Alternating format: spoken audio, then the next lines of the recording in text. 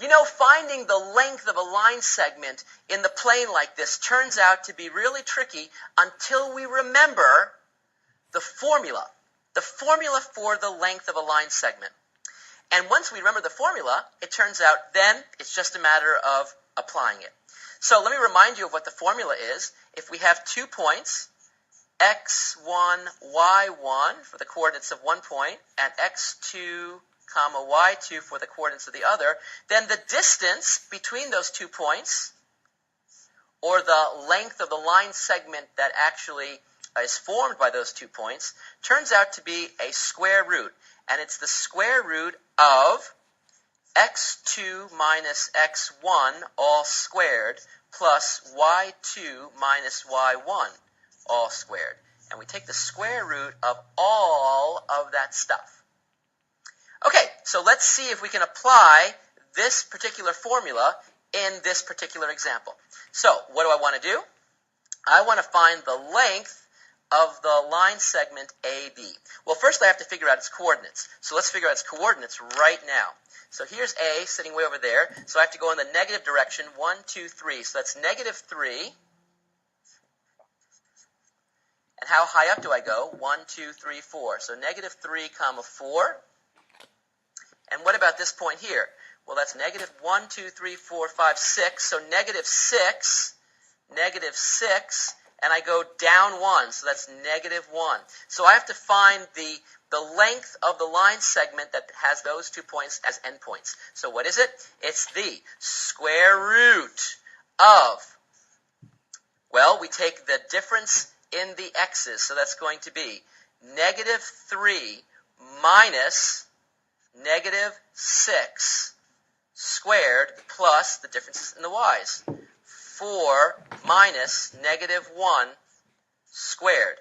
And what does that work out to be? Well, there's lots and lots of little calculations we have to do here. So let's figure it out. So here I see minus a negative. That's the same thing as adding the positive. So this is going to be negative 3 plus 6, which is just 3 squared plus, and here again, this becomes 4 plus 1, and that's 5 squared. And so, what do I see? I see the square root of 9 plus 25, which equals the square root of 34. So that represents the exact length of the line segment AB. AB has length square root 34. All right, now we have to find the length of the line segment CD. So if I'm going to find that, I'm going to use the exact same formula. First, of course, I've got to find the coordinates. This is 1 over 1 up, so that's 1, 1. That's C. And what about D? I've got to go way over. 1, 2, 3, 4, 5, 6, 7. So that's going to be 7, 7, and I go down 2, so negative 2. All right, square root. Differences in the x's. So I take 7 minus 1 squared plus the difference in the y's. That's going to be negative 2 minus 1 all squared. And I take the square root of all of that. 7 minus 1 is 6, so I have 6 squared plus negative 2 minus 1 is what? Well, it's negative 3 squared.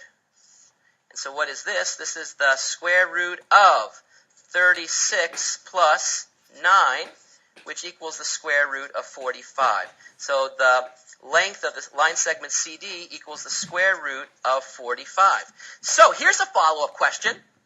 Is it the case that the length of line segment AB is actually less than the line segment CD?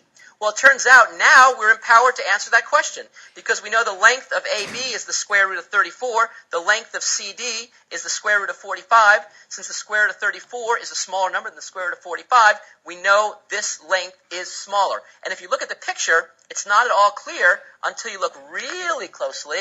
And if you were to measure really closely, then you can see, yup, it's a little teeny bit smaller. So using the distance formula is a great way to allow us to actually see precisely lengths of segments in the plane.